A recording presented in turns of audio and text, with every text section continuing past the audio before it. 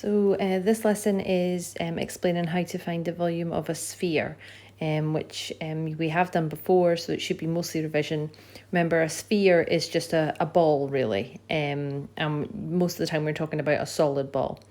So what we're going to do is we're going to write down the formula for the volume of the sphere, or a hemisphere, which is half of a sphere, and practice substituting in the dimensions and working it out with the right units, and then practice the volume of some hemispheres as well. Okay, so you're going to be working on your information handling skills, your numeracy skills, and some algebra skills as well. Okay, so let's have a look then. So this first example I would like you to copy. So the formula for the volume of a sphere is given up here. So our notation here is V for volume, and then the first letter of whatever you're finding the volume of. So V with the subscript S, a little tiny s, is for volume of a sphere. And the formula for the volume of a sphere is 4/3 pi r cubed. Okay, not the nicest formula. However, the great news is that this formula is given to you in tests and exams, so you don't have to memorize this one off by heart. You do, however, need to be able to use it, and lots of people make mistakes when they're using it, so familiarise yourself with it. It's a bit weird, 4/3, top-heavy fraction. Also, the radius is cubed in this, not squared, so make sure that you don't make the mistake of changing that for a squared, which sometimes happens. So first example, to copy down, straightforward example, calculate the volume of the sphere with radius 8 to 3 significant figures. So write down your formula. Substitute in your radius. The radius is 8, so an 8 goes in there, and then work it out on the calculator. I've got a little video of me doing it on the calculator here. So whenever I type in 4/3, I just normally type in 4 divided by 3 and then equals, and then that tells the calculator I want to use 4/3. You can use your fraction button instead if you like, that's absolutely fine. Times it by pi, use the pi button, and then times it by 8, and then I use the cube button. So that's the quickest way. And then that turns out to be 2144.6, The question said to 3 significant figures. So we've rounded it down here, get the pointer going there, to 2140. And that would be in centimetres cubed, because in the question, the 8 was in centimetres.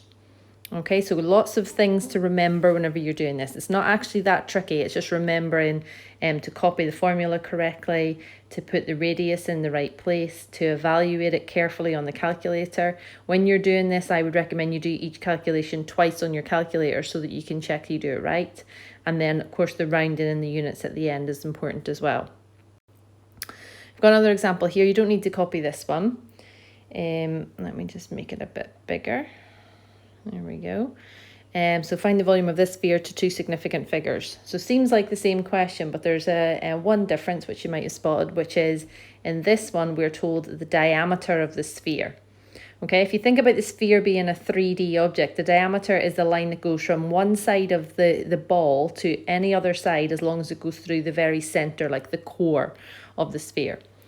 So if we've been told the diameter, our formula uses the radius, so we need to remember to half the diameter. So I've done that in the formula here. You can see I've written the volume of the sphere is 4/3 pi times 4.5 cubed. That's why it's changed to 4.5.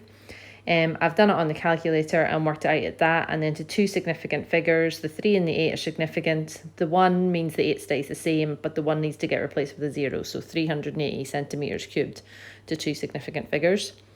I've got one more for you to copy, and this one is finding the formula of the volume of a hemisphere.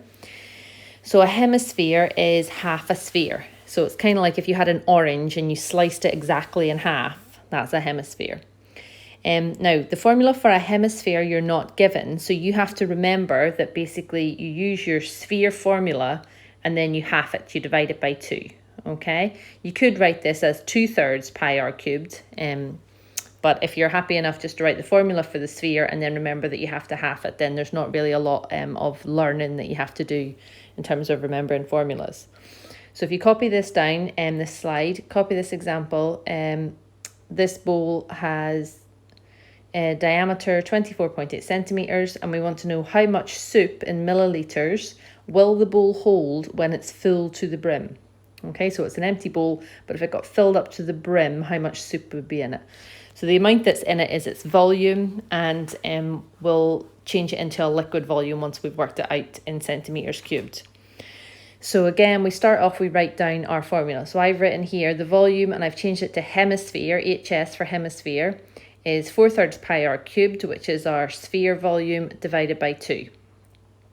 The radius then, well, if you look, we've been told again the diameter, so the radius is half of that. So half of 24.8 is 12.4. So in the formula, we've got 4/3 pi times 12.4 cubed divided by 2. Okay, take a lot of care when you're typing that one in the calculator. I'll show you me doing it here. So again, I've done 4 divided by 3 for the fraction, but use the fraction button if you want, times the pi button, times 12.4, going too fast, and then the cube button, and then divide by 2 on the end this time. And straight away it gave me the answer 3,993.22, and that's in centimetres cubed, because here this dimension was in centimetres. You have to remember the connection between centimetres cubed and millilitres, which is 1 centimetre cubed is the same as 1 millilitre. So we can effectively just change the units basically. And it hasn't said what to round to, so I've just rounded it to the nearest whole number, 3993 millilitres it could hold. Okay, so what I would like you guys to do now is practice this using the same book, the TJ Nat 4 Plus book. Page 130, exercise 16.7. Just do questions 1 to 5, then skip out 6 and do number 7. So 1 to 5 and 7. Check your answers and mark them, and then send me a picture to let me know how you've got on. Okay, good luck.